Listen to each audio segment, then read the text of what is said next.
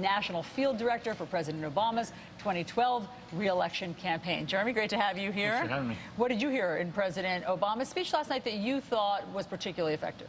It was remarkable in a lot of ways. I mean, you saw there he was talking a lot about getting active, getting involved. You know, people started to boo. He said, "Don't boo, go vote." I thought it was a really good call to arms. He made the case for her as commander-in-chief, for her leadership. But what I thought was most striking is there was more optimism in his first minute of his speech than you saw the entire time in Cleveland.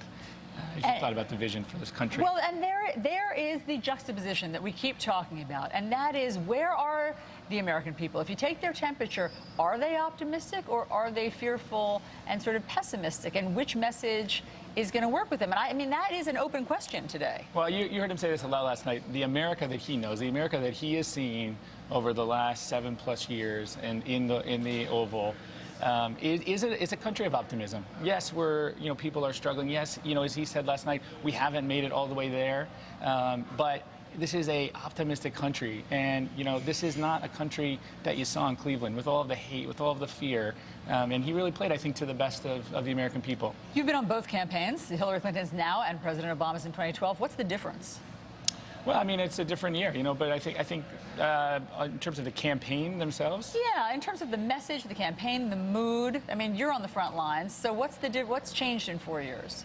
Well, I think what we've seen from the time that Obama came in 2008 to the 2012 election until the 2016 election is you've seen a lot of progress over the last 8 years. And as the campaign is getting running, you have the same battleground states, virtually the same map. But her campaign, she learned a lot from the 2008 campaign. She's got an incredible staff. She's got incredible volunteers in all these states. They've taken the lessons that we found from the 2008-2012 campaign, and they've taken them to the next level. Such as? What's she going to do differently? Well, I think what you see on the campaign is they've got an incredible field operation that's very integrated with digital in ways that we didn't get to in 2012. So if I come online, if I'm on Twitter, if I'm on Facebook talking about Hillary Clinton, I'm getting hit up by the organizer to come into the office in a way that we just never got to in 2012. Their campaign is very sophisticated. I don't have to tell you that the polls suggest that Hillary Clinton still struggles with the trustworthy issue.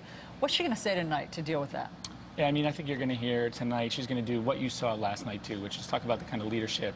This is a woman, as Barack Obama said last night, who is more qualified than anybody, himself or Bill Clinton, to be president of the United States, to be commander-in-chief. You're going to see that from her. You're also going to see the side of her that we've seen this week as well, as people have talked about who she is as a mother, who she is as a grandmother, and who she will be as a leader for this country. Do you think that her surrogates, who have been out speaking at the Democratic Convention, have addressed that in as head-on a way as they need to? I think they have. I mean, I think they have made the case. I thought last night was probably the best night of any party convention, in the last couple of decades, because they made the case for the future of this country, which is what people want to know. Where are we going, and how is she going to take us there? And they made the case for her as the person who's ready to be commander-in-chief. They also contrasted that to Donald Trump, who is just not fit to be commander-in-chief. Here's what the Trump campaign statement that they put out in response. I want to read it to you. He's saying this about the Democrats. They offered no solutions for the problems facing America. They described a vision of America that doesn't exist for most Americans, including the 70% of Americans who think our country is on the wrong track. Never has a party been so disconnected from what is happening in our world. What's your response to that? I mean, that's typical Trump campaign.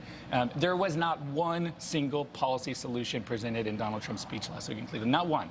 He said, we want good trade deals, not bad trade deals. No details on that. I mean, just on issue after issue, he offered no solutions at all. What you heard last night were solutions. What you heard last night was a commander-in-chief who for the last 8 years has fought for the American people, who has seen our economy move forward, who talked about how we're going to get there. You're going to see more of that tonight, which is a vision, but also the details behind that, which you just didn't see in Cleveland at all. Jeremy Bird, thanks so much for being here. Yeah, thanks Great for having to have you on New Day. Up next, more on the big speeches from last night by President Obama and Vice President Biden praising Hillary